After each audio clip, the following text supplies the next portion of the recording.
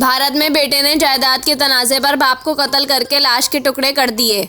भारतीय मीडिया के मुताबिक ये वाकया रियासत उत्तर प्रदेश के इलाके गोरखपुर में पेश आया, जहां जवां साल बेटे ने 62 साला बाप को हथौड़े के वार करके कत्ल कर दिया और लाश के टुकड़े भी कर दिए।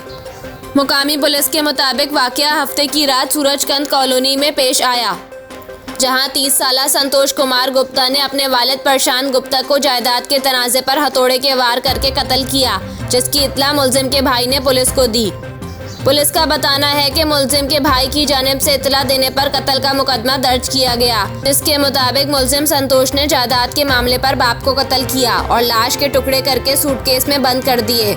मुलजिम ने ये सूटकेस घर के पीछे जमीन में छुपा दिया।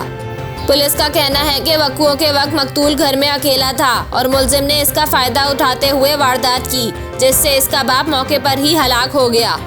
पुलिस का कहना है कि मकतूल के बेटे की जानिब से शिकायत दर्ज कराने पर लाश को घर के पीछे से बरामद कर लिया गया।